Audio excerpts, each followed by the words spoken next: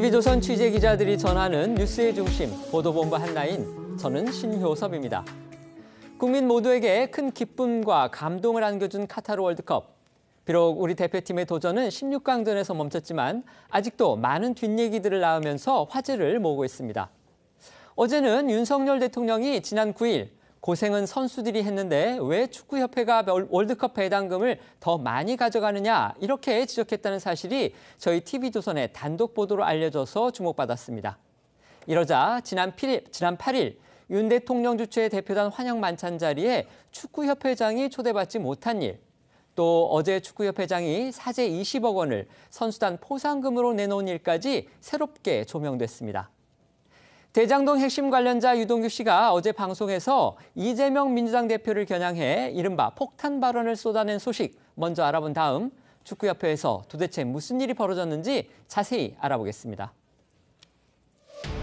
현 검찰 정권의 수사는 증자살인 3인 성호입니다.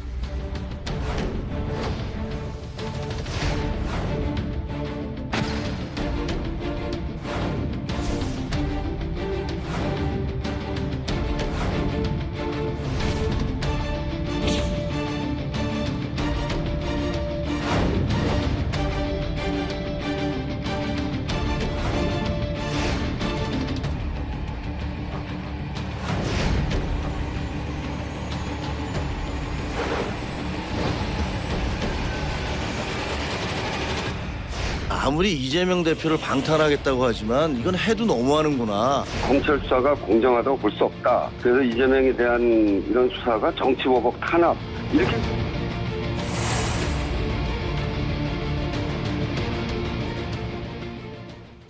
유동규 전 성남도시개발공사 기획본부장이 어제 KBS와의 인터뷰에서 이재명 대표와의 관계에 대해서 새로운 주장들을 또 쏟아냈습니다.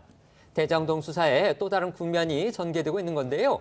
먼저 유 본부장, 이재명 대표를 위해 정진상 전 대표실 정무조정실장에게 줬다는 돈, 이른바 명절 떡값에 대해서 얘기했죠. 네, 정 전 실장이 받고 있는 뇌물 혐의 가운데 지난 2013년 설부터 세 차례에 걸쳐서 1,000만 원씩, 유동규 전 본부장으로부터 3천만 원을 받았다는 내용에 대한 것입니다. 어제 KBS와의 인터뷰에 나선 유 전 본부장, 그 돈이 이재명 대표를 위한 것이었고 자신은 이 지사를 위해서 할 수 있는 부분은 다 했다고 생각한다라고 말했습니다. 또 당시 성남시장이던 이 대표가 하기 어려운 것들, 그리고 남들이 못 챙길 것들도 모두 자신이 챙겼다라고도 주장을 했습니다. 그러니까 유동규 전 본부장은 정진상 전 실장에게 직접 돈을 주기는 했지만 사실은 이 대표에게 준 것이다. 이런 식으로 주장하고 나선 겁니다. 그렇습니다. 하지만 이 대표 측은 정 전 실장이 명절 선물비를 받은 일 자체가 없다며 따라서 이 대표를 위해서 돈을 건넸다는 주장도 어불성설이라는 입장을 밝힌 것으로 전해지는데요.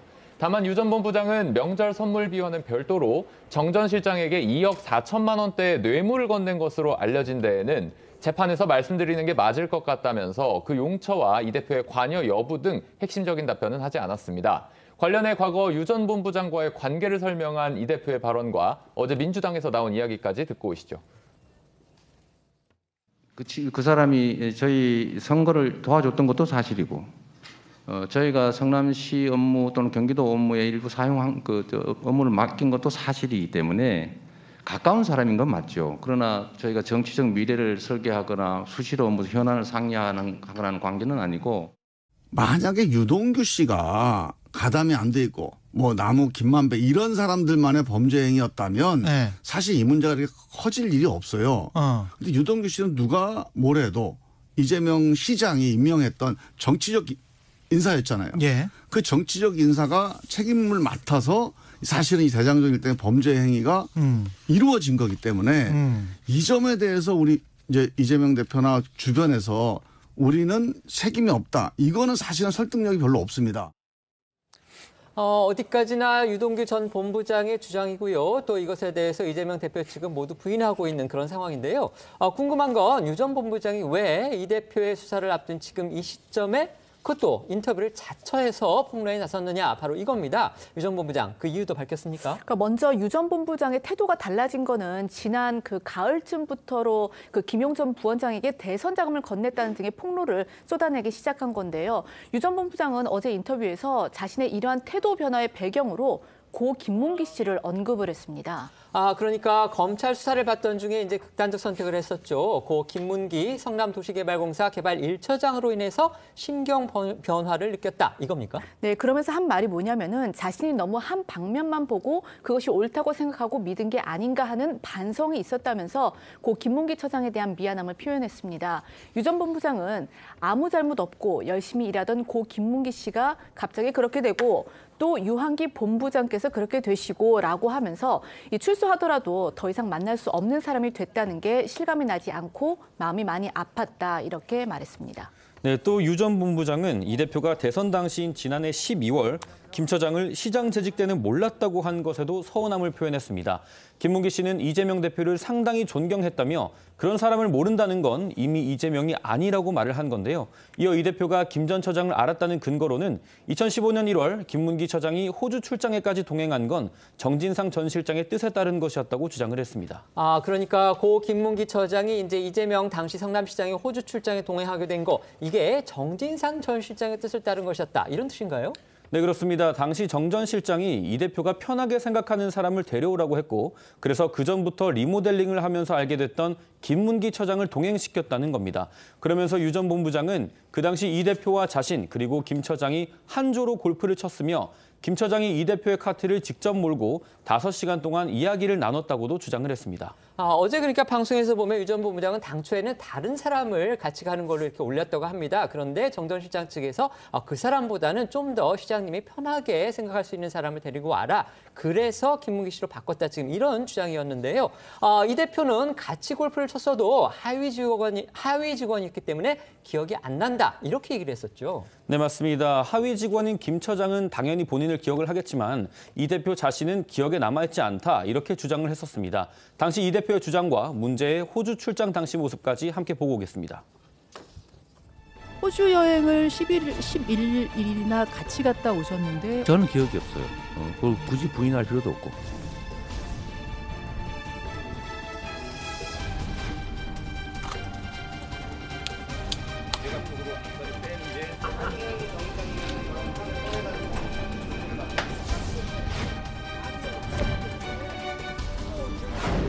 안에 가면 천년묵은 고사리들 많이 있습니다. 사람으로 변신한 거 같아요.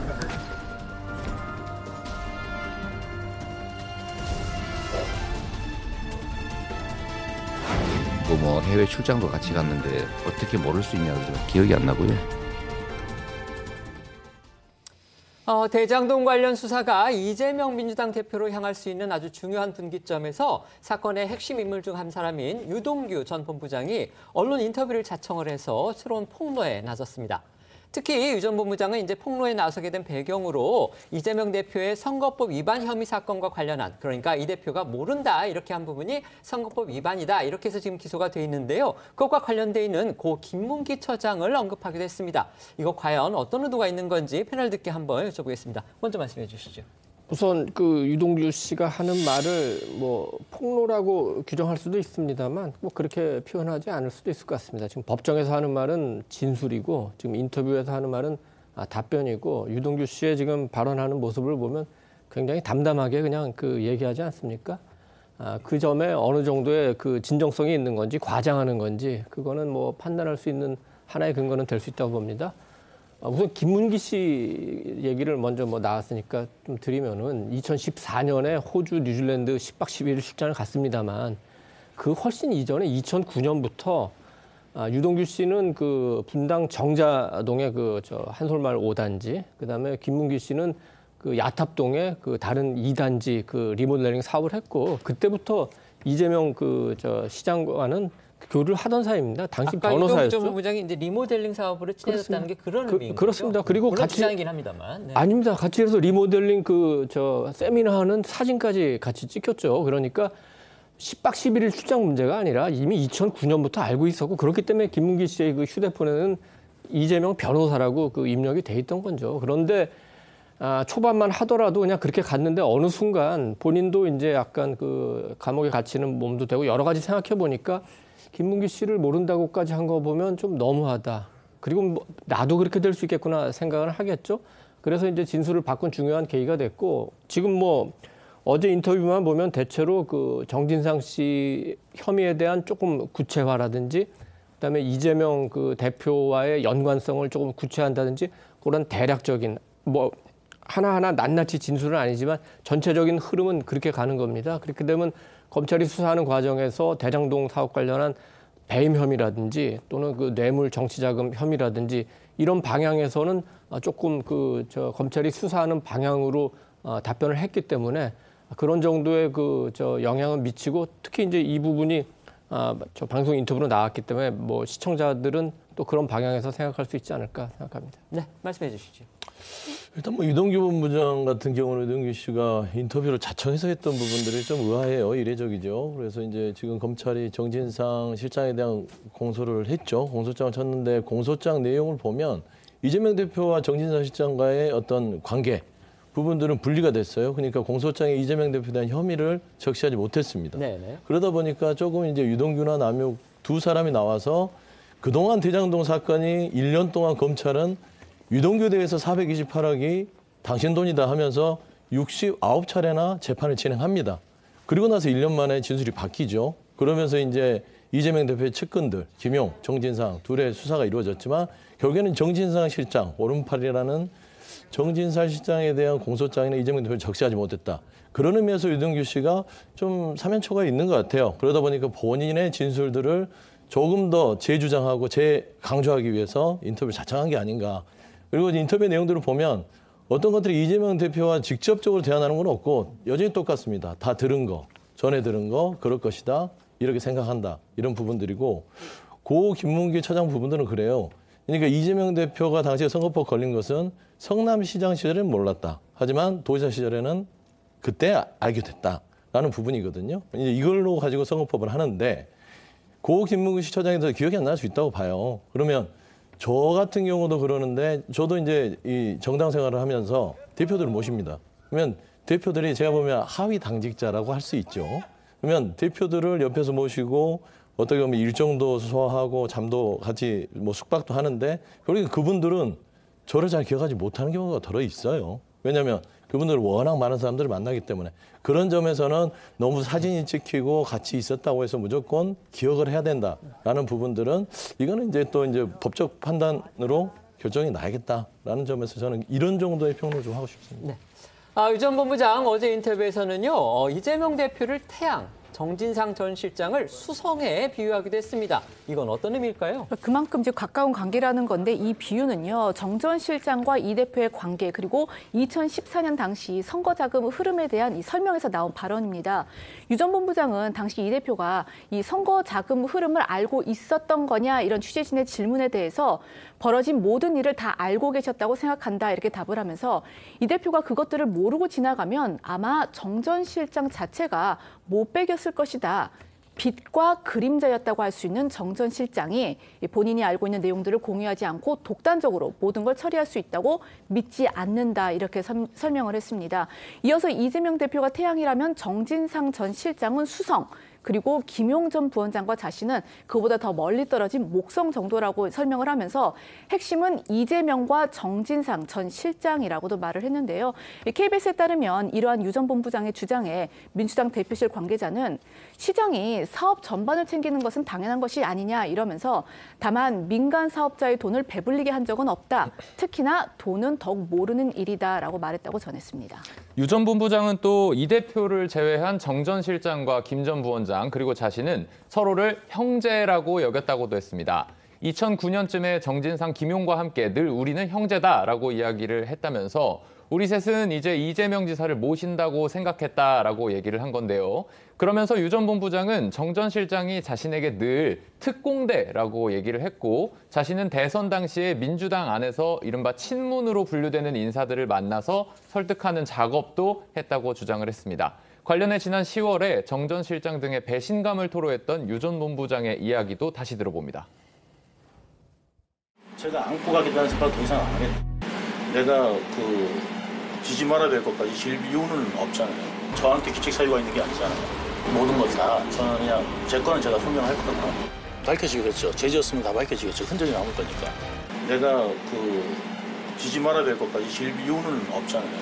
그건 그냥 의리가 있다고 생각했죠. 형제들이라고 불렸던 이제 그런 사람들의 어떤 생각이나 내용들이 저는 순수한 면이 있었다고 생각을 했고 함께해도 좋겠다 이런 생각을 했었지만 제가 생각했던 것들은 상당히 다르구나 라는 거를 좀 느끼게 됐습니다. 유 전 본부장 2014년 이재명 대표가 성남시장으로 재선됐을 당시의 일화도 털어놨습니다. 네, 당시 대장동 개발과 관련해서 대장동 주민들은 개발 방식 중에 수용 방식보다 원주민이 이익을 더 많이 얻을 수 있는 환지 방식을 원했고 이 대표를 적임자로 생각해서 몰표를 줬지만 이 대표가 약속과 달리 원주민들에게 불리한 개발 방식을 밀어붙였다는 게 유 전 본부장의 주장입니다. 유 전 본부장은 이어 당시 이 대표에게 주민들에게 너무 해가 되는 거 아니냐고 말했었다면서 당시 이 대표의 답은 고작 400표다였다고도 말했습니다. 관련해 지난해 국감에서 공개된 대장동 원주민의 목소리도 잠시 들어보겠습니다. 당선이 되고 그 이튿날 찾아와서 오는 소리가 손바닥을 다루 뒤집는 거야. 이건 민간 개발 안 된다. 원주민에게는 절대 피해가게 않게 해줄 테니 협조해달라. 그래서 그 자리에서 난리가 났었어요. 그렇게 쫓아다니면서 제2의 고향이라고 그러고 시장이 되면 무조건 일사천리로 사업 진행하게 도와준다 그랬는데 당선이 되자마자 손바닥을 뒤집으니까. 유 전 본부장은 이재명 대표에 대한 실망감도 가감없이 드러냈습니다. 예전에 이 대표가 정치를 하는 이유에 대해서 국민들에게 이론이라 하고 싶다 이렇게 말을 해서 본인이 감동을 받았다면서 그 일을 하기 위해서는 정직해야 된다고 생각한다. 초심으로 돌아오는 게 필요하지 않나 싶다 이렇게 꼬집은 건데요. 그러면서 자신은 있는 그대로 이야기를 해서 받아야 될 벌을 받을 것이라며 다른 분들도 솔직하게 벌 받을 부분들은 받고 또 사과할 부분들은 사과하길 바라는 마음으로 인터뷰에 나왔다 이렇게 말을 맺었습니다. 관련해 앞서서 이 대표를 겨냥한 듯한 유 전 본부장의 발언도 다시 한번 들어보시겠습니다. 사람들이 말이 좀 안 바뀌었으면 좋겠는 게 저는 뭐냐면 소신 있었으면 좋겠어요. 그냥 내가 했다 그러면 끝까지 내가 했다 그러는데 내가 했다 그랬는데 좀 이상하니까 발 빼고 제도됐어 이렇게 이제 돼버리면 그거는 아니지 않느냐. 정당하게 내가 하는 건 내가 벌 받을 거고 다른 분들이 벌 받을 거고 다른 분들이 벌 받을 거고 증거를 다 채웠다고 생각하는지 모르겠는데 사람의 행적이 남게 돼 있죠. 그건 지울 수 없을 거예요. 이렇게 유동규 전 본부장이 이제 폭로성 주장들을 쏟아내니까 오늘 민주당에서도 정식으로 반박하고 나섰죠. 그렇습니다. 민주당 검찰 독재 정치탄압대책위원회가 입장문을 냈습니다. 검찰이 대장동 사건의 주요 범죄 혐의자인 유동규 남욱을 풀어준 의도가 명백해지고 있다면서 검찰 수사의 목적이 정적 제거를 위한 조작 수사라고 주장했습니다. 특히 민주당은 유 전 본부장이 먼저 요청해서 인터뷰가 이루어졌다라는 점을 지적했고 유 전 본부장이 정진상 전 실장과 김용 전 부원장 그리고 이 대표까지의 관계를 강조하는 발언을 반복해 이렇게 얘기를 하면서도 정작 돈의 용처와 이 대표의 관여 여부 등 핵심적 질문에는 답변을 피했다면서 이런 점들이 이 대표를 겨냥하고 있는 검찰의 논리와 일치한다고 주장했는데요. 그러면서 검찰에 끼워 맞추기식 무차별 폭로전 그리고 범죄 혐의자의 증언을 무기 삼은 표적 수사는 결코 성공할 수 없을 것이라고도 덧붙였습니다. 지난주 정 전 실장의 기소 이후 이 대표의 목소리도 다시 들어봅니다. 정치검찰이 이미 정해놓은 수순에 따라서 낸 결론이라 이미 예견된 일이었습니다. 법정에서 진실이 가려지고 무고함이 밝혀질 것으로 믿습니다. 나오고 있는데 속기소로 잠깐만요. 이거 입장 없으신가요?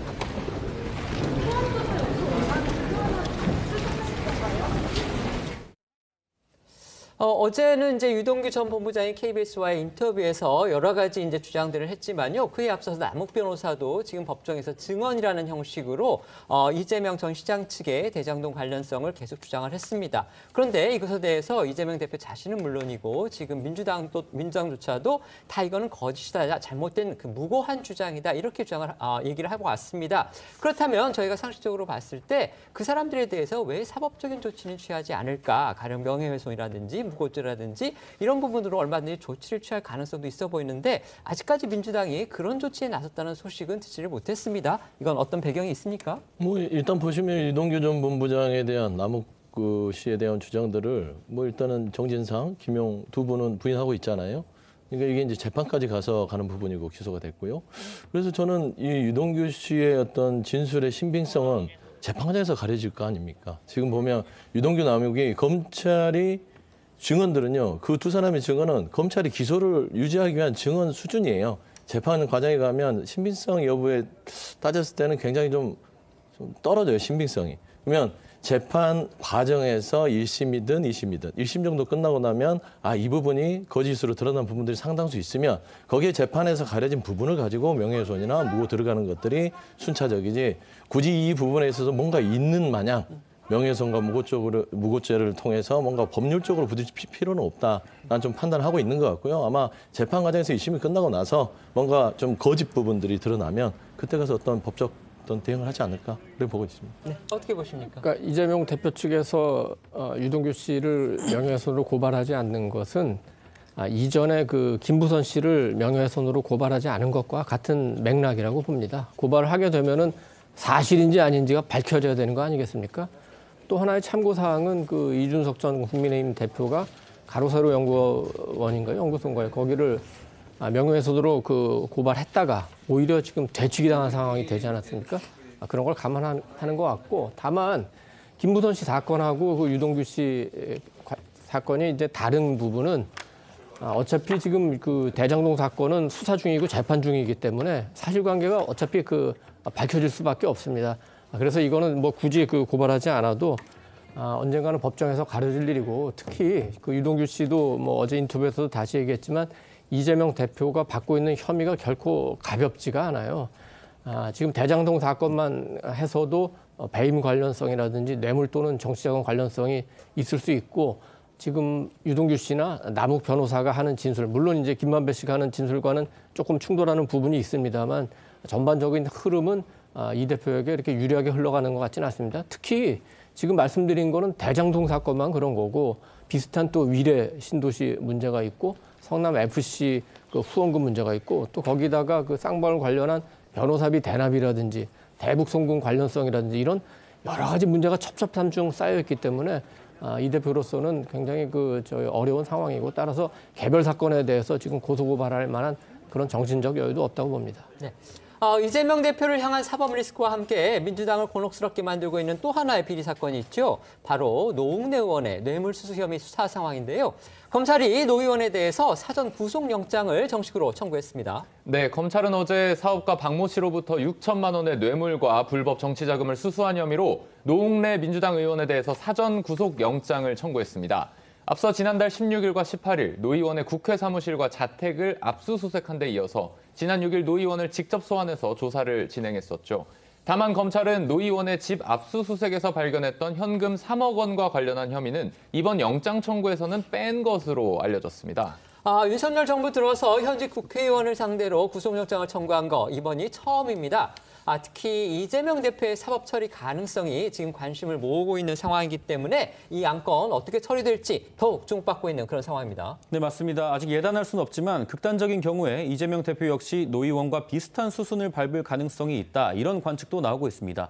관련해 민주당은 어제 서면 브리핑을 통해서 노 의원에 대한 구속영장은 검찰의 부당한 정치 탄압이라고 비판하면서 여기에 더해 애초에 이번 수사는 수사를 빙자한 윤석열 검찰의 야당 탄압이라는 의혹이 짙다고 지적하고 나섰습니다.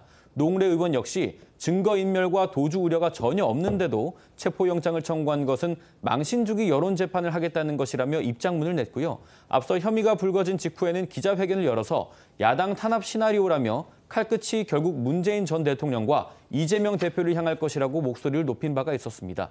지난달 나온 노 의원의 기자회견 목소리부터 들어보겠습니다. 철저히 기획된 야당 탄압 시나리오입니다. 단언컨대 윤석열 정부와 한동훈 검찰은 저를 시작으로 해서 수많은 야당 의원들을 태양광과 탈원전 등으로 엮을 것이고, 결국 그 칼날의 끝은 결국 문재인 대통령과 이재명 대표로 향하게 될 것입니다. 게다가 검찰이 임시국회 회기가 열리고 있는 상황에서 이 현직 국회의원인 노웅래 의원에 대한 구속영장을 청구한 만큼 이 국회에 체포동의안 의결도 필요한 상황입니다. 현역 국회의원은 이제 현행범이 아니면 회기 중에 불체포 특권이 있습니다. 따라서 체포동의안의 통과 여부, 결국 원내 과반 의석을 가진 민주당 손에 달린 그런 상황입니다. 네, 맞습니다. 이 노 의원에 대한 체포동의 요구서가 이제 국회에 제출이 되면 곧 표결에 붙여질 예정인데요. 체포동의안은 국회 본회의에서 이 제적위원회 과반수 출석 그리고 출석의원의 과반수 찬성이면 가결이 되는 만큼 이 현재 여소야대 국면에서는 민주당의 손에 달렸다고 볼 수 있습니다. 앞서 들으신 대로 노 의원은 물론이고요. 민주당도 이번 수사가 야당 탄압이다 이렇게 비판을 하고 있기 때문에 결국 체포동의안이 과연 통과될 수 있을지 초미의 관심사인데요. 하지만 민주당 속내가 꼭 부정적이지만은 않다 이런 분석도 일각에서 나오고 있습니다. 네, 일단은 노 의원에 대한 체포동의안을 통과를 시킬 경우에 이재명 대표를 포함해서 향후 예상되는 검찰의 야당 탄압성 표적 수사에 길을 터주는 셈이 될 수 있다는 당내 우려가 큰 것이 사실입니다. 또 노 의원에 대한 체포동의안이 통과될 경우에 비명계를 중심으로 내부의 분열이 가속화될 가능성도 있다면서 단일 대우를 지켜야 한다는 목소리도 나오고 있는 겁니다. 민주당은 어제 오후에 고위전략회의를 열어서 체포동의안 표결 등의 대응 방안을 논의한 것으로 전해지는데요. 먼저 노웅래 의원 본인한테 입장을 들어보겠다는 입장이지만 앞서 전해드린 대로 서면 브리핑에서 이 정치 탄압을 강조한 만큼 표면으로 드러나기에는 체포동의안 부결 기류가 좀 더 강하다는 분석도 나옵니다. 네, 하지만 민주당 입장에서 노 의원에 대한 체포동의안을 무작정 막아서는 것도 쉽지는 않다는 분석이 나오고 있습니다.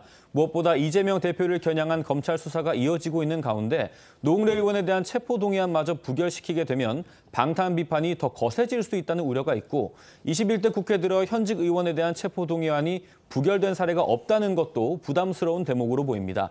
당내에선 개별 의원의 불법 정치자금 수수 혐의까지 당이 나서서 방어하는 게 맞냐 이런 의견도 있는 것으로 전해지고 있습니다. 관련해서 친문 원외 인사인 최재성 전 청와대 정무수석은요. 노웅래 의원에 대한 체포동의안이 가결될 가능성이 크다 이렇게 전망을 하기도 했는데요. 그 이유 들어보시겠습니다.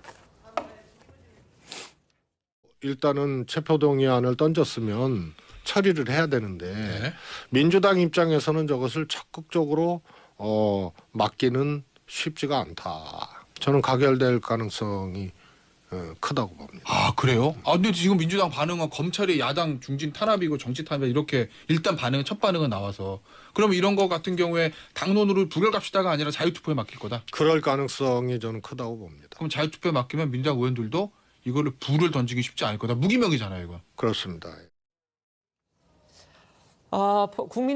국민의힘 안에서도 지금 민주당이 체포동의안을 통과시켜줄 가능성 좀 있기는 있다. 이런 의견들도 지금 나오고 있긴 합니다. 네, 국민의힘에서도요. 이 노웅래 의원이 정치범인 것도 아닌데 민주당이 불체포 특권을 주장하는 것은 부담스러울 수밖에 없다면서 이 체포동의안 가결을 전망하는 목소리가 나왔는데요. 국민의힘 목소리도 들어보시겠습니다.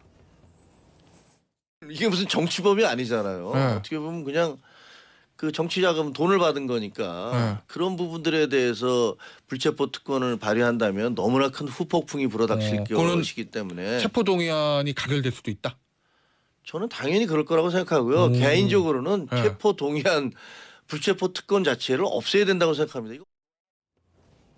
패널들께 질문 드리기 전에 방금 들어온 속보 하나 전해드리겠습니다. 대장동 개발 비리 의혹을 수사하는 검찰이 오늘요 화천대유 자산관리 대주주 김만배 씨의 재산 은닉에 관여한 조력자들을 체포했다고 합니다. 서울중앙지검 반부패 수사 1부가 오늘 이제 김 씨가 취득한 범죄 수익의 은닉 혐의 등과 관련해서 화천대유 공동대표인 이모 씨 그리고 화천대유 이사인 최모 씨 등을 체포했다고 밝혔습니다. 검찰은 또 김만배 씨하고 이 최 씨, 이 씨의 주거지 그리고 사무실 등도 압수수색을 했다고 하는데요. 앞서서 검찰은 김 씨가 실명 또는 차명으로 소유한 토지, 건물 등 부동산 그리고 예금 반환 채권 등을 일부 동결하고 은닉 재산을 추적해 왔는데 이 은닉 재산, 그러니까 재산의 은닉과 관련돼 있다는 혐의로 이모 씨 그리고 최모 씨 등을 긴급 체포했다. 이런 속보가 들어와서 전해드렸습니다. 다시 패널들께 질문 드리겠습니다. 노웅래 의원에 대해서 지금 검찰이 체포동의안을 제출을 했습니다. 민주당이 과연 어떤 선택을 할지 이게 주목되는 이유는 앞으로 이재명 대표의 사법 처리가 현실화할 경우 결국 같은 수순을 밟을 가능성도 있기 때문에 그때는 민주당이 어떤 선택을 해야 할지와 연결지어서 지금 주목하는 시선들이 많습니다. 어떻게 생각하시는지 패널들께 의견 여쭤보겠습니다. 먼저 한번 말씀해 주시죠. 일단은 뭐 이제 의원에 대한 특권, 불체포 특권에 대해서는 좀 여러 가지 지형이 변했죠. 그러니까 체포가 필요하다면 가결을 그동안 이제 의원들이 해왔고, 그런 의미에서 봤을 때는 노웅래 의원이 정말로 그 어떤 검찰 수사를 위해서 체포가 필요하다면 가결된 공산이 크다고 봅니다. 그 이면에 무슨 이재명 대표의 어떤 그 전에 가결을 해주면 그게 또 뚫리는 거 아니냐? 네네. 그런 분석은 아닌 것 같고요. 결과적으로 뭐 예전에 이제 저기 국민의힘 쪽에 정창민 의원도 그랬고 이상직 의원도 그랬고 다 가결이 됐습니다.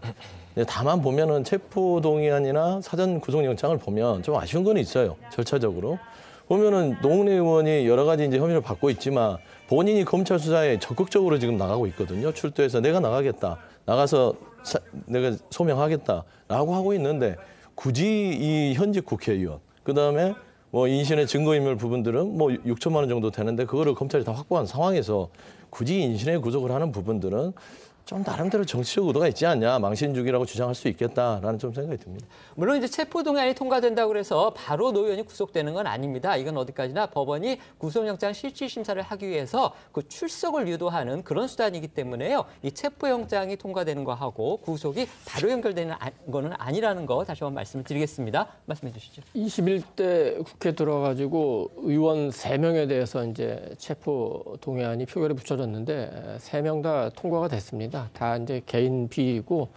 옹호하기는 좀 어려운 비리였기 때문에 통과됐고, 노웅래, 이재명 두 분에 대해서도 만약에 체포영장이 온다면 가결되는 게 뭐 기본적으로는 당이라고 볼 수가 있겠죠. 그런데 이제는 아마도 의원들이 여야 의원 모두 정치적으로 여러 가지 계산을 할 거고, 정치적 계산을 하면은 노웅래 의원은 부결되고 그 이재명 대표는 가결될 가능성도 있습니다. 왜냐하면은 노웅래 의원 지금 혐의는 여러 의원들이 여야를 막론하고 비슷하게 받을 수도 있는 혐의예요.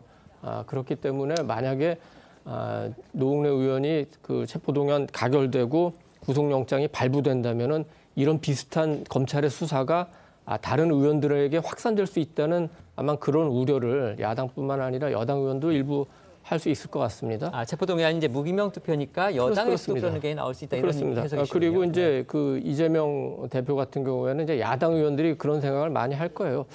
가장 중요한 게 내가 2024년 총선에서 당선이 돼야 되는 건데 이재명 대표가 계속 이런 사법 리스크를 안고 당을 이끄는 게 옳은지, 아니면 지금이라도 손절을 하고 새로운 그 지도부를 꾸려서 새로 공천도 하고 총선을 이끌게 하는 게 옳은지.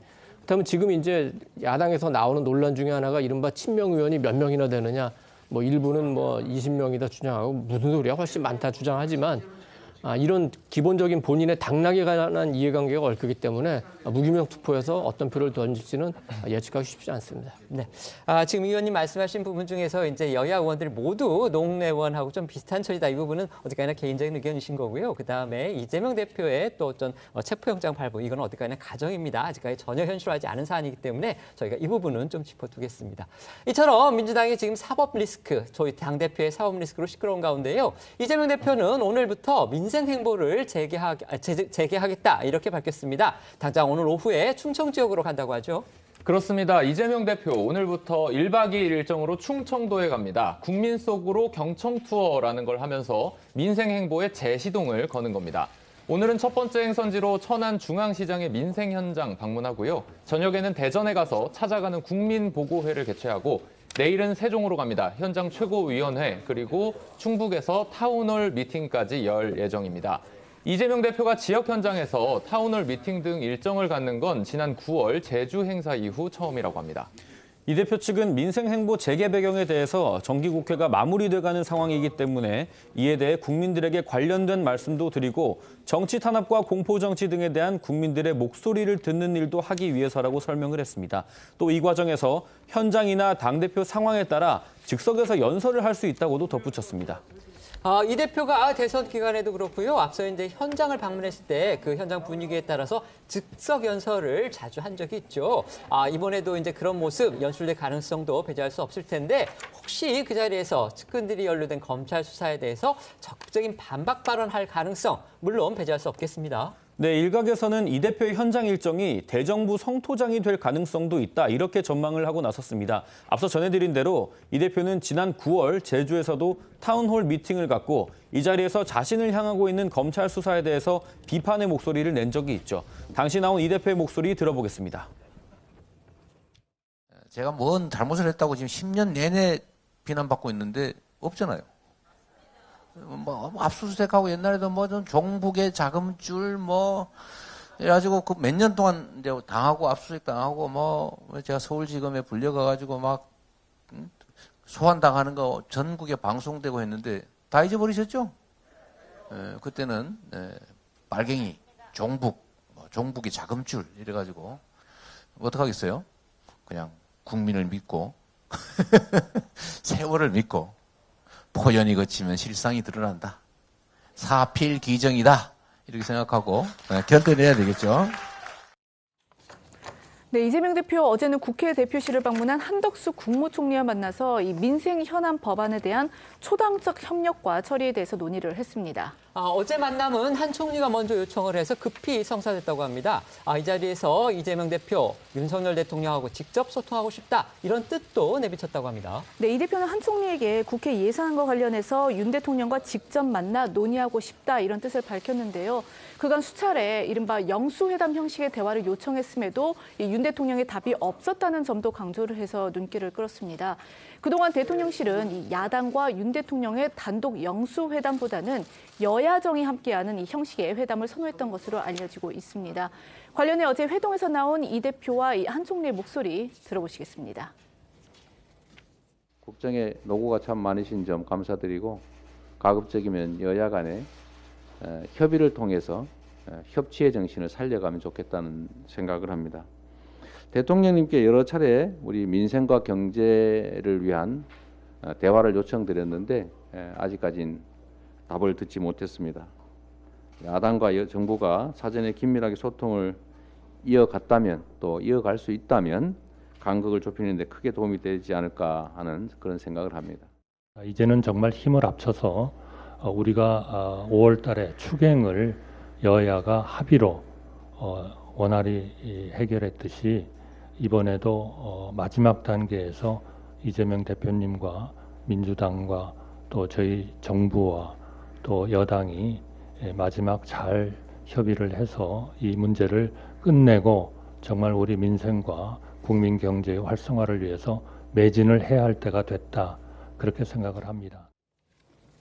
네, 들으신 것처럼 이 대표와 한 총리는 이 초당적 협력에는 한 목소리를 냈는데, 그러면서도 법인세 인하를 놓고서는 이 한 총리의 주장에 이 대표가 즉각 반박을 하는 등 어떻게 보면 신경전도 이어졌습니다. 이제 카타르 월드컵에서 국민에게 희망을 안겨줬던 축구 대표팀 소식 전해드리겠습니다. 포르투갈전에서 보여준 우리 선수들의 투혼, 많은 분들이 아직까지 잊지 못하고 계실 텐데요. 먼저 지난주 목요일이었죠. 윤석열 대통령이 축구 대표팀을 초청해서 만찬을 가졌던 모습부터 다시 보겠습니다. 대통령과 영부인께서 국가대표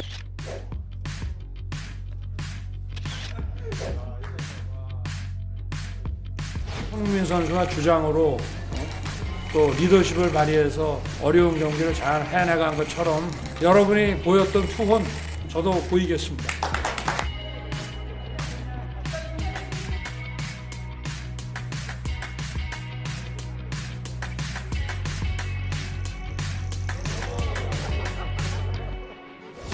Agradecer também, obviamente, Sr. Excelentíssimo Presidente, pelo convite e por nos receber.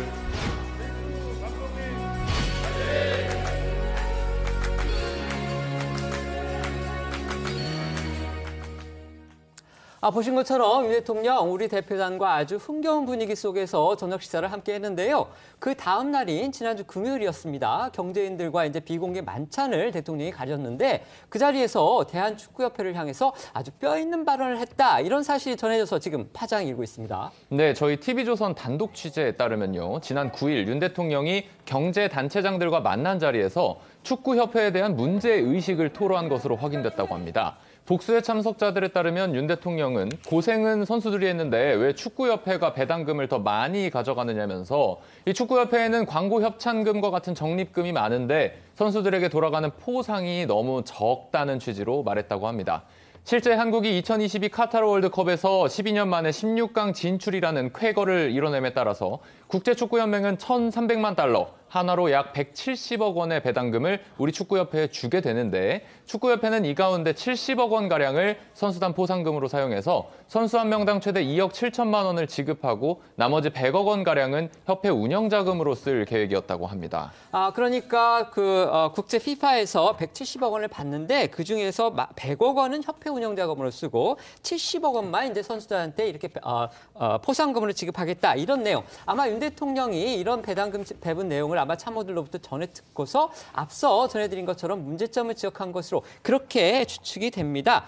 그런데 이런 윤 대통령의 발언 사실이 알려지니까요. 앞서 보신 대통령실 초청 만찬 자리에 정몽규 축구협회장이 초대받지 못했던 사실, 이게 새삼 부각이 됐었죠. 네, 그렇습니다. 지난 8일 대통령실 초청 만찬 행사를 되짚어보면요. 당시 월드컵 축구대표들을 환영하는 행사였는데 막상 월드컵 대표단 단장을 맡았던 정몽규 축구협회장은 행사장의 모습을 보이지 않아서 이 배경에 관심이 모였습니다. 경위를 알아보니 대통령실이 정 회장을 초청하지 않았던 겁니다. 대통령실과 문화체육부 측은 선수들을 빛내기 위한 자리이기 때문에 정 회장은 배제됐다 이런 취지로 해명한 것으로 전해졌습니다. 박보균 문체부 장관은 언론에 초청자 명단은 용산 대통령실에서 정한 것으로 알고 있다고 밝혀서 정 회장을 초청하지 않은 게 대통령실의 뜻이었음을 확인하기도 했습니다. 이러자 축구인들 사이에선 대통령실과 축구협회 사이에 뭔가 불편한 문제가 있는 게 아니냐 이런 얘기가 돌기도 했는데요. 정치권에서도 지난 9일 민주당이 이 일을 문제 삼기도 했습니다. 영상 보고 오겠습니다. 어제 만찬자리는 장관님은 초대 받으셨나요? 저하고 그 대한축구협회는 빠졌습니다. 왜 빠진 겁니까? 영빈관 행사가 선수들을 위주로 선수들이 빛나도록 하는 행사이기 때문에 참석하지 않았습니다. 그럼 장관님 참석 안 하시더라도 대한체육회 수장이 참석을 해야 됩니까? 말아야 됩니까? 이번 16강 그 진출에 빛나는 공로는 선수들한테 있습니다. 모든 스포트라이트가 선수들한테 가야 됩니다. 네. 왜 선수들한테 가야 되는데 장관이 왜 거기에 참석합니까? 네. 하지만 기본적인 룰이라는 게 있습니다. 기본적인 룰이라고 저는 생각하지 않습니다. 그런데 어제 초대 만찬은 청와대에서 보고 싶어서 보여주고 싶어서 퍼포먼스로밖에 안 보입니다. 앞으로 문체부 장관께서도 이러한 거 유념해 주셔야 된다고 저는 생각을 합니다. 초대 안 받으신 거 저는 그렇게 생각하지 않습니다. 과거에 저는 그 패러다임이 잘못됐다고 생각합니다. 과거에는 선수들을 위주가 아니라 장관이라든지 다른 이 축구협회장이 이렇게 스포트레이를 봤는데 그건 아주 잘못됐다고 생각합니다. 주인공들은 선수입니다. 선수만 가면 모든 게 다 됩니다. 저희 TV조선의 문화스포츠부의 문승진 부장 나와 계십니다. 네, 안녕하십니까? 예, 안녕하세요. 네.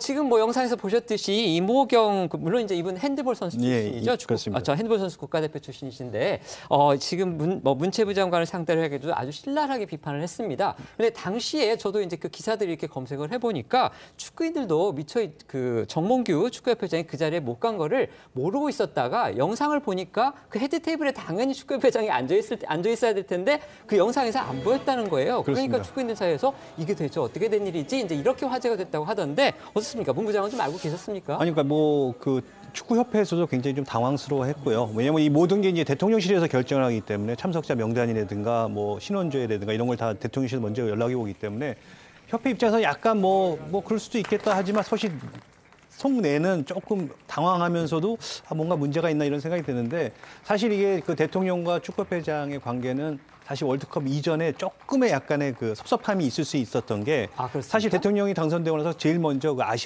아시안컵 유치에 대해서 좀 강력한 좀 그 희망을 피력했었거든요. 근데 실패했죠. 실패했습니다. 정몽규 회장 나름 최선을 다했고 정몽규 회장이 한 600억 이상을 제시를 했는데 카타르가 1,000억 이상을 제시하는 바람에 유치에서 실패를 했거든요. 결국 돈싸움에서 밀렸군요. 그렇습니다. 그러니까 그런 여러 가지로 봤을 때 대통령 입장에서는 그거 하나 좀 유치하는 게 그렇게 어려웠을까 이런 생각이 있던 차에 이번 일도 터지고 또 배당금 얘기가 나오고 하니까 또 역시 돈 문제가 생기고 하니까 이번에 그냥 선수들 위주로만 하겠다 하면서 배제를 했고 어쨌든 대한축구협회에서는 좀 당황하는 그런 분위기였습니다.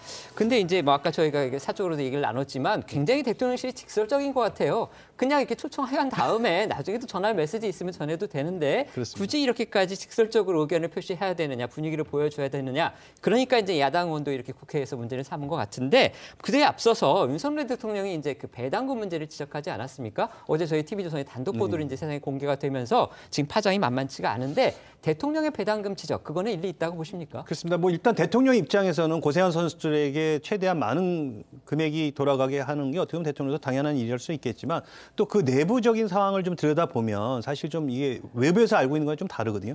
일단 FIFA 배정금이 170억인데 이미 그중에 한 79억 원은 이미 협회에서 썼어요. 그러니까 먼저 당겨서 써버렸군요. 그러니까 이제 월드컵 최종 예선 그다음에 또 이 월드컵 본선 무대에 선수들 뭐 비행기값 또 거기 숙박 기타 여러 가지 비용이 이미 그 들어가 정기로 들어갔다. 정기가 들어가 있었고요. 그러니까 이게 많은 분들이 170억에서 선수들이 2억, 야 이거 너무 적은 거 아니야? 나머지는 다 협회가 아니었는데 사실 협회에 아시다시피 연령대별 선수들이 많이 있습니다. 뭐 17세, 18세, 19세 국가대표가 있고 또 거기에 주관하는 국제대회도 많고 또 여자도 있고 그러니까 협회 입장에서는 돈을 많이 벌지만 또 그만큼 많이 쓰는 조직이기 때문에 특정 그 연령대 선수들한테 이렇게 많은 돈을 지급했을 경우에는 또 위화감도 생길 수 있고 형평성 문제도 생길 수 있고 참고로 그 FIFA 월드컵에서 우승하면 우승팀한테 배당금이 570억이 갑니다. 독일 월드컵 대표팀이 그 월드컵 열리기 전에 우승하면 선수들한테 1인당 5억 5천만 원을 준다고 했거든요. 그러니까 우승해도 5억 5천인데 16강 2억, 뭐 3억 4천 그렇게 결코 뭐 적은 금액은 아니다. 그리고 선수들이 사실 돈 보고 뛰는 게 아니라 어떤 명예고 그러니까 국민들이 그렇게 응원했던 것처럼 선수들이 이게 배당금 갖고 사실은 뭐 섭섭해하지는 않았을 텐데 대통령 입장에서는 그 많은 금액이 있는데 왜 선수들이 이거밖에 못 받지라고 지적할 수 있지만 공개적인 석상에서 하는 거는 조금 적절치 않다고 생각합니다. 그런데 아마 이제 대통령 입장에서는 이것도 역시 추측이기는 합니다. 월드컵이 마치고 난 다음에 대한축구협회의 어떤 그 의무 서비스 이런 것과 관련해서 일부 이제 선수들 그다음에 손흥민 선수의 개인 그 트레이너인가요? 의무 트레이너인가요? 예. 그분이 또 문제 제기를 하고 벤투 감독도 축구협회에 대해서 뭔가 지적하는 그런 의견들이 나오니까 아마 윤 대통령도 그런 상황을 알고서 이런 지적을 하지 않았나. 이거 역시 추측이기는 합니다. 그런데 관련해서 어제 또 상황의 반전이 일어났습니다. 바로 정몽규 축구협회장이 선수들 포상금용으로 사제를 기부했다는 겁니다. 그렇죠. 공교롭게도 윤 대통령이 배당금 문제를 지적하고 이틀이 지난 어제 이 정몽규 축구협회장이 선수들을 선수들을 위해서 포상금 써달라면서 사제 20억 원을 기부한 사실 전해졌습니다. 이 사실이 알려진 뒤에 TV조선의 이 윤 대통령 발언 관련 단독 보도가 나오니까 이 정 회장이 대통령실의 기류를 읽고서 사제 기부를 결심한 것이 아니냐 이런 시각이 나왔습니다. 그러나 대통령실 관계자는요. 대통령 발언은 국민을 하나로 모아준 선수들에게 이 부족한 대우가 아니냐 이런 취지였다면서 정 회장의 사제 출연에 대해서는 사전 교감은 없었다 이렇게 설명을 했습니다. 당초 선수들은 월드컵 성적에 따른 포상금 그리고 아시안 최종 예선 통과 이후에 기여도에 따른 그런 포상금을 합해서 1인당 2억 1천만 원에서 2억 7천만 원까지를 받을 것으로 그렇게 알려졌습니다. 그런데 그게 더 늘어날 수가 있겠군요. 그렇죠. 이제 정몽규 회장이 20억 원 그 기부로 인해서 1인당 추가로 7천여만 원씩 더 받게 된다고 합니다. 결국 선수 1인당 포상금은요. 최소 2억 8천만 원에서 최대 3억 4천만 원에 이르게 되는데요. 이에 정몽규 회장은요. 대표팀이 이번 월드컵에서 좋은 경기 내용과 이 결과로서 한국 축구의 발전하는 모습을 보여줬고 또 축구팬과 국민의 큰 용기와 희망을 줬다면서 협회장으로서 선수단의 노고에 특별히 감사를 표하고 싶어서 기부를 결정했다 이렇게 말했습니다. 정몽규 축구협회장, 현대산업개발회장을 맡고 있는 이제 재벌가 오너기도 합니다. 따라서 이제 뭔가 사제 20억 그렇게 큰 돈이 아니라고 볼 수 있지만 어쨌든지 간에 사제 20억은 또 큰 돈이라고 해야 되겠죠. 결국 이렇게 사제를 기부하는 거 체육계에서는 좀 흔히 있는 일입니까? 그렇습니다. 이제 그 체육 단체장들 보면 크게 이제 세 부류로 나눌 수 있거든요. 이제 기업 회장이 하시는 종목, 그다음에 정치인이 하는 종목, 그다음에 이제 뭐 선수 출신이 하는 종목 이렇게 나눠줄 수 있는데 일단 정몽규 회장은 일단 이건 처음은 아닙니다. 2018년, 그러니까 2013년부터 대한축구협회 회장을 맡고 있는데 2018년도에도 40억을 기부를 했거든요. 그때는 이제 외국인 감독 선임에 좀 써달라고 40억을 기부했고 이번에 이제 20억을 기부했는데 공교롭게도 이제 이런 민감한 상황에서 조금 지나서 했기 때문에 이제 그게 이제 결국에는 뭐 눈치 보기 아니냐 이런 얘기가 있는데 어쨌든 뭐 기부는 처음은 아니고요. 다른 종목을 비교해 보면 이제 그 기업 회장들이 맡고 있는 종목에서는 금메달을 따거나 그럴 경우에 포상금을 지급을 합니다. 네. 그러니까 지금 기업이 맡고 있는 데가 보면 빙상, 양궁, 펜싱, 핸드볼 이런 업체에서는 이런 종목에서는 메달을 따게 되면 일반 다른 종목에 비해서 좀 많이 주거든요. 그래서 어떻게 보면 이제 체육인들이 회장되기 힘든 부분이 결국엔 이렇게 사죄를 해서 뭔가 이렇게 기부를 할 수 있어야 되는데 과연 그거를 할 수 있느냐. 그러니까 어떻게 보면 기업인 회장들의 장점과 또 체육인의 장점이 이런 부분에서 좀 더 나뉠 수 있다고 볼 수 있겠습니다. 자, 이런 가운데 대통령실은 용산청사 1층 로비에 축구 국가대표팀 선수 사인이 담긴 대형 사진과 기념품을 전시했다고 오늘 밝혔습니다. 대형 사진은 지난 8일 청와대 영빈관에서 있었던 국가대표팀 환영 만찬 당시에 설치한 포토월을 옮겨온 것이고요. 기념품으로는 윤 대통령이 선수단에서 선물 받은 손흥민 선수의 주장환장과 사인볼, 축구화, 유니폼 등이 전시됐다고 합니다. 대통령실은 전시 공간에 대형 모니터를 설치해서 선수들이 경기에서 골을 넣은 장면과 환영 만찬 당시의 모습을 볼 수 있도록 했다는데요. 대통령실은 월드컵 16강 진출 기념사진과 기념품 등을 전시한 건 마지막까지 포기하지 않고 희망을 보여준 감동의 순간을 함께 나누기 위해서다라고 설명했습니다. 월드컵을 마침에 따라서 이제 코치진 선수단 모두 일상으로 복귀하기 시작했는데요. 먼저 12년 만에 월드컵 16강 진출을 선물하고 물러나기로 한 파울로 벤투 감독이 오늘 조국인 포르투갈로 돌아간다고 합니다. 네, 축구협회는 벤투 감독이 오늘 밤 인천국제공항을 통해서 출국해서 모국인 포르투갈로 향한다고 밝혔습니다. 이로써 2018년 러시아 월드컵 직후인 8월 23일에 부임한 벤투 감독, 약 4년 4개월간의 한국 생활에 마침표를 찍게 됐습니다. 먼저 벤투 감독의 목소리부터 듣고 오겠습니다. Todo o apoio durante mais de 4 anos. E deixar também perante o povo coreano um agradecimento. Do ponto de vista desportivo, a Coreia ficará sempre ligada na minha vida, mas obviamente do ponto de vista pessoal, evidentemente que terá sempre uma grande recordação na minha vida pessoal. 벤투 감독은 한국 축구대표팀 사령탑을 맡아서 아주 안정적으로 팀을 이끌어왔다는 평을 받았습니다. 단일 임기 기준으로는 한국 대표팀의 최장수 사령탑으로 기록되게 됐습니다. 네, 맞습니다. 벤투 감독의 지휘 아래 대표팀은 10차전까지 치른 카타르 월드컵 아시아 지역 최종 예선에서 8경기 만에 본선 진출 티켓을 따냈고요. 10회 연속 월드컵 본선 진출이라는 1차 목표를 달성했습니다. 이 벤투 감독 월드컵 본선에서는 조별리그에서 1승 1무 1패를 거두면서 사상 두 번째 원정 월드컵 16강 진출을 지휘했습니다. 특히 수비진에서부터 차근차근 패스를 전개해 나가면서 최대한 높은 공의 점유율을 유지하는 축구 방식을 많은 비판 속에서도 대표팀에 이식해서 결국 큰 성과를 냈고 그 결과 포르투갈 2대1 승, 우루과이 0대0 무승부 등 유럽과 남미의 강팀을 상대로도 무작정 내려서지 않고 대등하게 맞서 싸우는 축구를 펼쳐서 강한 인상을 남기기도 했습니다. 하지만 벤투 감독은 이 최종 예선 뒤에 대한축구협회로부터 재계약 제의를 받긴 했으나 이 계약 조건에 이견을 접히지 못하고 지난 9월 거절 의사를 전했고요. 이번 월드컵 브라질전과 이 16강전 직후에 결별 사실을 언론에 공표를 했습니다.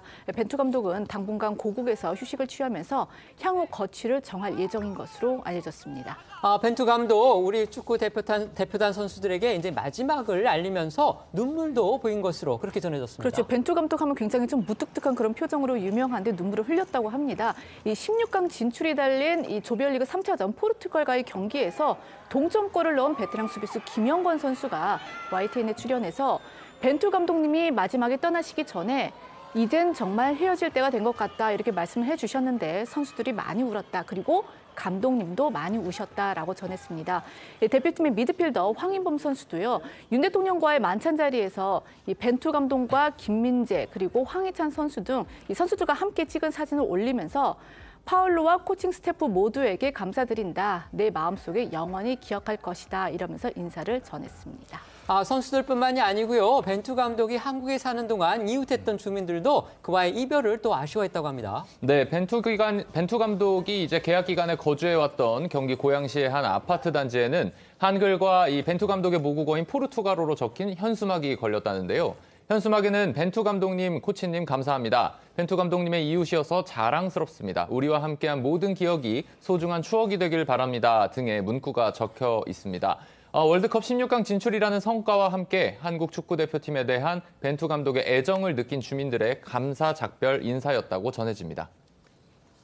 벤투 감독, 우리 축구의 어떤 수준을 한 단계 더 올렸다 이런 지금 평가도 받고 있는데요. 벤투 감독의 가장 큰 기여 어떤 점이라고 평가하십니까? 그렇습니다. 아까 뭐 말씀드렸듯이 이제는 그 수비서부터의 어떤 볼 점유율을 바탕으로 높은 볼 점유율을 바탕으로 해서 한 번에 이렇게 공격하는 것보다는 우리만의 어떤 축구를 구사할 수 있는 그런 축구를 구사하면서 예전에 어떤 한국식 축구 빠른 스피드를 바탕으로 측면 돌파에 의한 크로스 이런 단순한 공격보다는 전체적으로 밸런스를 맞춰가면서 빌드업을 시키는 그런 축구를 했기 때문에 한국 축구가 어떻게 보면 한 단계 더 발전할 수 있었던 단계를 만들었고요.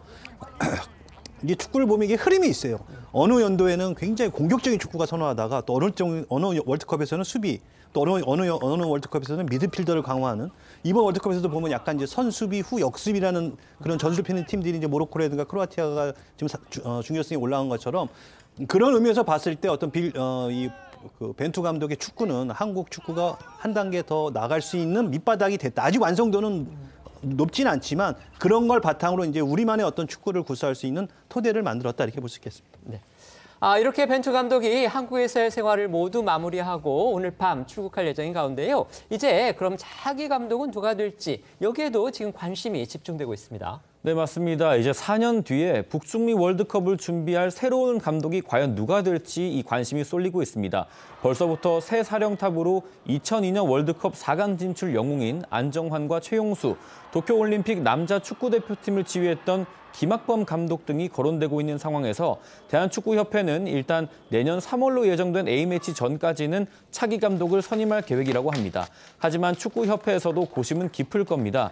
벤투 감독처럼 4년 이상의 재임 기간을 보장해줘야 한다는 여론이 높은 가운데 연봉과 같은 비용만을 고려하기보다는 국내외를 막론하고 뚜렷한 지도 철학을 가진 감독을 영입해야 한다 이런 목소리가 높은 겁니다.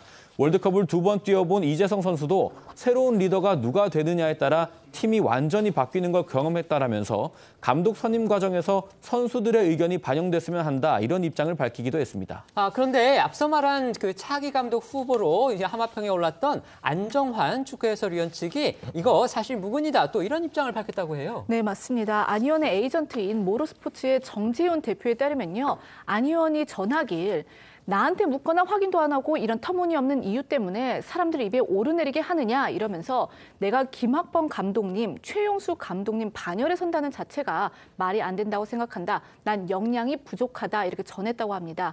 여기에 대해서 정 대표는 안 의원은 이 사안과 관련해서 통화나 인터뷰를 한 적이 전혀 없다 이러면서 대표님 감독이라는 이 중요한 이슈에 대해서 추측으로 하마평에 올리다니 이 당사자와 축구팬, 국민들의 입장을 생각해 봤을까라면서 많은 사람들이 오해할 수 있는 아니면 말고식의 발언은 근절해야 한다 이렇게 또 비판을 하기도 했습니다. 본부장이 보시기에는 차기 감독 누가 임명합니까? 일단은 전체적인 대한축구협회 분위기는 이번에는 이제 국내파 감독으로 하자. 그동안 이제 외국인 감독했는데 언제까지 우리가 외국인 감독한테 의지해야 되냐? 국내파로 가자. 이런 분위기가 높고요. 그런 의미에서 지금 나오는 게 이제 안정환 의원이 나왔는데 사실 안정환 의원은 자격이 안 되는 게 일단은 그 대표팀 감독을 맡으려면 이 자격증 라이센스가 있는데 거기 일단 피자격을 받아야 돼요. 프로페셔널 최고 등급인 그 자격증이 있어야 되는데 이런 기사가 나온 게 뭐냐면 안정환 의원이 최근에 그 자격증을 받는 수업에 응시를 했다는 거예요.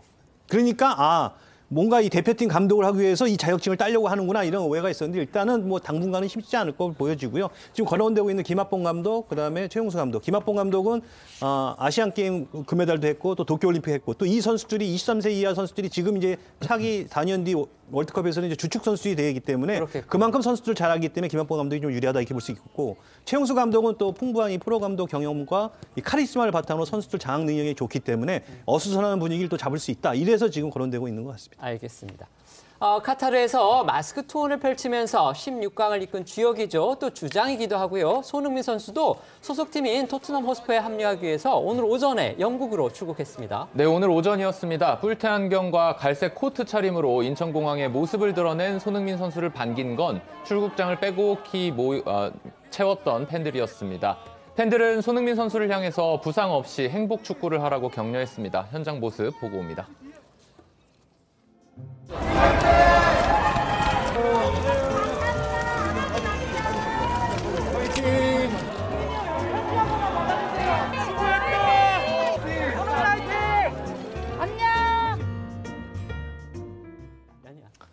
이렇게 많이 모인 팬들을 위해서 손흥민 선수는 도착하자마자 팬들의 사인 요청에 응했고요. 얼마나 사인 요청이 많았는지 40분 동안 사인 공세를 한 탓에 이 잉크가 떨어져서 펜을 교체하기도 했다고 합니다. 손흥민 선수는 사인을 하는 중간중간에도 손을 흔들면서 감사하다는 인사도 빼놓지 않았고요.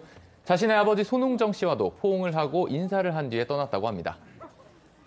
지금부터는 오늘 하루 놓치면 안 되는 핫한 뉴스를 모아 전해드리는 어쩌다 이런 일이 코너로 이어가겠습니다.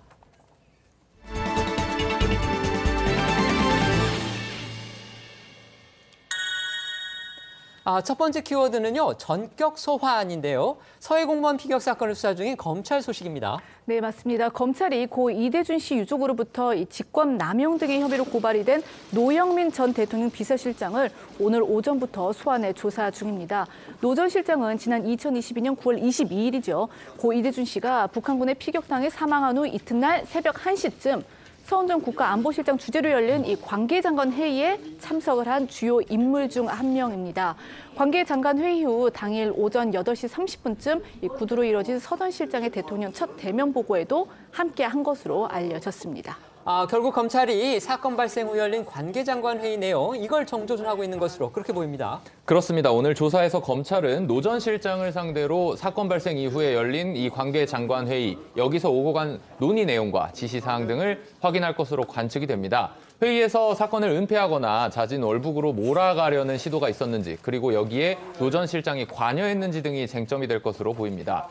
노영민 전 비서실장, 앞서서 지난 10월에 문재인 정부 안보라인 인사들이 한자리에 모여 가졌던 기자회견에서 서해 피격 사건 관련 의혹들 전면 부인한 바 있었죠. 지난 발언 듣고 옵니다.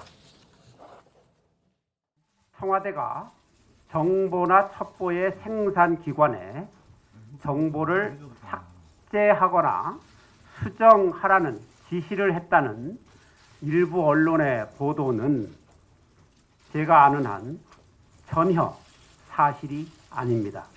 평화와 안보를 위한 남북관계조차 전 정권에 대한 정치 보복의 대상으로 삼는 것은 제 발등을 찍는 것이 될 것입니다. 노 전 실장은 앞서 다른 사건에 연루돼서 한 차례 검찰에 소환된 적이 또 있죠. 네, 맞습니다. 앞서 노 전 실장은 탈북어민 강제 북송 사건으로도 고발이 돼서 지난 10월 검찰 조사를 받은 바가 있습니다. 당시 검찰은 노 전 실장에게 탈북어민 합동조사가 조기 종료된 경위 등을 캐물은 것으로 알려졌습니다. 노 전 실장은 또 이정근 전 민주당 사무부 총장의 취업에 압력을 행사했다는 의혹으로도 검찰 수사선상에 올라서 출국이 금지된 상태입니다. 내일은 역시 서해 피격 공무원 사건과 관련해서 박지원 전 국정원장의 검찰 소환, 이것도 예고된 상태입니다. 그렇습니다. 검찰이 내일 오전 10시 박 전 원장을 피고발인 신분으로 불러서 조사할 예정인 것으로 알려졌습니다. 감사원 감사 결과 따르면 당시 새벽 관계장관회의가 열린 뒤에 국정원은 첩보 보고서 등 46건의 자료를 무단 삭제한 것으로 드러났는데요. 검찰은 박 전 원장이 서훈 전 실장으로부터 보안을 유지하라는 말을 듣고 국정원 문건 삭제를 지시했다고 의심하고 있는 것으로 알려졌습니다. 하지만 박 전 원장은 문건 삭제 지시를 받은 적이 없고 국정원 직원들에게도 관련 지시를 하지 않았다면서 혐의를 부인하고 있는데요. 박 전 원장 목소리 들어보시죠.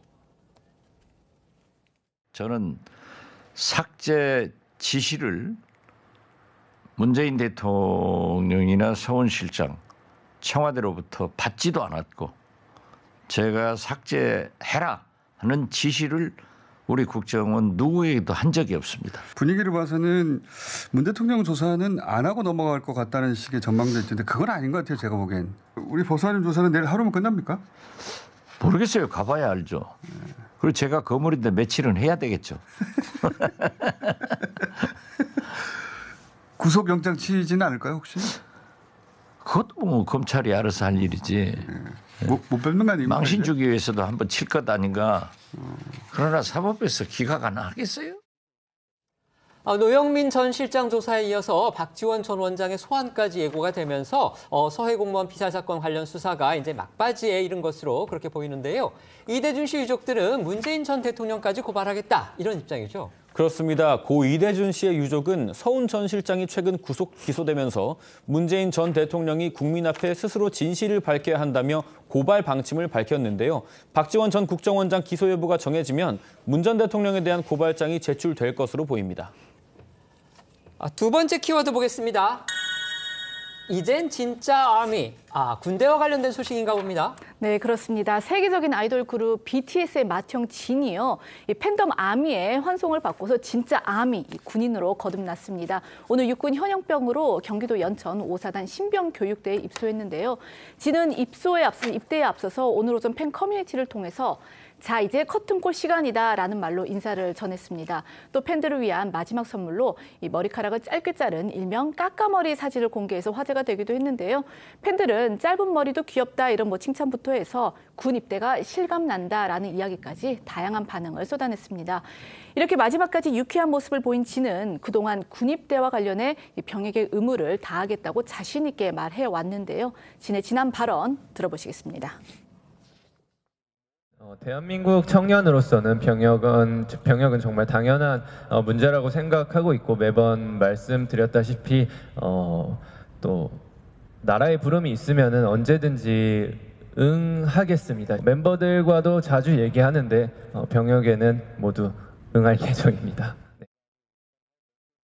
오늘 훈련소 앞에 인파가 많이 몰리지 않을까 정말 걱정이 컸었습니다. 네, 맞습니다. BTS가 이제 전 세계적 팬덤인 아미를 보유한 그야말로 글로벌 스타이기 때문에 수많은 팬들이 첫 입대를 하는 진을 배웅하고자 운집할 것으로 예상이 됐습니다.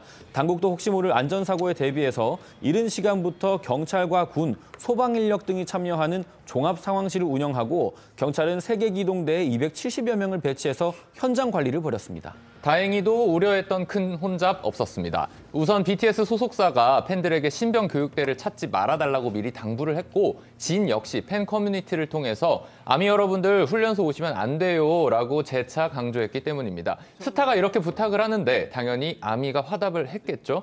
대부분의 아미들은 방문을 자제했고요. 물론 진을 배웅하고자 하는 일부 팬들도 있었지만 그 규모가 예상보다 훨씬 적었다고 합니다. 진도 안전사고를 예방하기 위해서 팬들을 위한 별도의 인사 없이 차량에 탑승한 채 신병 교육대로 바로 들어간 것으로 알려졌습니다. 팬클럽 아미는 절제를 했다고 하지만요. 현지 주민들은 진의 입대를 환영하는 현수막을 내걸었다고 합니다. 어떤 내용이었을까요? 네, 이 신병교육대 앞에는요. 이 주민들이 팬들이 내건 현수막과 더불어서 인근 주민들이 만든 현수막도 걸려서 눈길을 끌었습니다. 현수막에는요. BTS 김석진 군의 모든 장병들의 입영을 환영합니다. 아미님들 힘내세요. 연천군이 함께 지켜줄게요. 이러면서 이렇게 주민 일동 그런 걸 달았고요. 또 방탄소년단 진, 김석진 군, 신병교육대 입소를 환영합니다. 무슨 주민 일동 이런 문구들이 적혀 있어서 좀 화제가 됐습니다. 아마 진의 입대가 그 지역의 어떤 경기와도 관련이 되지 않을까 그런 생각이 듭니다. 다음 세 번째 키워드 보겠습니다. 공포의 도얼라. 이거 어떤 사건일까요? 여행을 떠났던 한 여성이요. 집으로 돌아와서 맞닥뜨린 정말 충격적인 사건에 대한 이야기입니다. 이 사건은 한 인터넷 커뮤니티에 피해 여성이 글을 올리면서 알려지게 됐는데 해외여행을 떠났던 피해 여성이 집으로 돌아와 보니 현관 도어락이 바뀌어 있었고 이를 수상하게 여긴 경찰에 이것을 이제 수상하게 여겨서 경찰에 신고를 했더니 집안에 있던 40대 괴한 A씨가 집안에 있었던 거예요. 그래서 그 괴한을 현행법으로 붙잡을 수 있었다고 합니다. 이 40대 남성은 피해 여성과 일면식도 없는 사이였는데도 집주인이 여행을 떠난 사이에 집에 들어와서 잠을 자다가 체포된 겁니다. 현재 이 남성은 검찰에 송치된 상태로 알려졌습니다. 좀처럼 정말 이해가 잘 되지 않고 어떻게 이런 일이 있을 수 있을까 정말 의문이 드는데 여행을 다녀왔더니 도어락이 바뀌어 있었다. 이게 가능한 일일까요? 경찰 조사 결과 예상대로 A씨의 지시였는데요. A씨는 처음에 피해 여성의 집에 들어가기 위해서 관리사무소에 가서 집 문을 열어달라고 요구를 했다고 합니다. 하지만 집주인이 아니니까 당연히 거절을 당했고요. 그 후에도 포기하지 않고 이번에는 열쇠공까지 불러서 35만 원이나 주고 도어락을 교체한 뒤에 집에 들어가서 1박 2일을 지낸 것으로 알려졌습니다. 이 남성 도대체 왜 이렇게까지 해서 피해 여성의 집에 들어갔는지 그 이유가 또 궁금합니다. 네, 거기에 대한 의문이 큽니다. 일단 A씨는 경찰 조사에서 노숙을 하다가 춥고 배고팠는데 지인이 이 집이 비어있다고 해서 들어갔다 이렇게 진술한 걸로 알려졌습니다. 경찰에 따르면 A씨와 피해 여성은 서로 아는 사이도 아니라고 하는데요. 보도 내용을 종합해보면 A씨는 범행 당시 자신의 통장에 수백만 원의 현금을 가지고 있었고 재판을 위해서 변호사도 선임한 것으로 알려졌습니다. 경찰 관계자는 A씨가 노숙 생활을 한 것은 맞지만 진술의 앞뒤가 맞지 않아서 신뢰하기 힘들다면서 공범 여부를 확인하고 있다고 전했습니다. 한편 피해 여성에 따르면 1박 2일간 A씨는 피해 여성의 택배를 챙겨서 집안에 가져다 놓거나 편의점에서 간식을 사와서 먹고 치우지 않은 채 뒀던 것으로 알려졌습니다. 집주인인 피해 여성의 충격 정말 컸겠습니다. 네, 그렇습니다. 피해 여성은 사건 이후에 이 불안감으로 인해서 수면 장애도 생겼고 머리도 많이 빠지고 또 몸에 알러지 반응도 생겼다면서 범인이 말하는 그 지인이 존재한다면 그 지인이 또 무슨 짓을 할까 봐 두렵다 이렇게 호소를 했는데요. 이 여성은 현재 집을 내놓고 다른 곳으로 이사한 것으로 알려졌습니다. 집주인이 아닌데 열쇠 수리공을 불러서 도어락을 바꿨다. 이런 일이 또 가능한지 이것도 역시 의문이에요. 그래서 이 피해 여성이 문을 열어준 열쇠 수리공도 용서가 되지 않는다고 말을 하는 이유입니다. 법조계에서는 열쇠 수리공이 의뢰인의 집 소유주 여부를 확인할 법적 의무가 없어서 책임을 묻기 어렵다고 보고 있는데요. 다만 범죄의 목적으로 의뢰했다는 사실이 객관적으로 인정되는데도 문을 열어줬다면 손해배상 청구를 할 수 있다고 합니다. 네, 저희는 1분 뒤에 다시 돌아오겠습니다. 오늘 준비한 소식은 여기까지입니다. 저희는 내일 오후 1시에 더 핫한 소식으로 찾아뵙겠습니다. 시청해 주셔서 고맙습니다.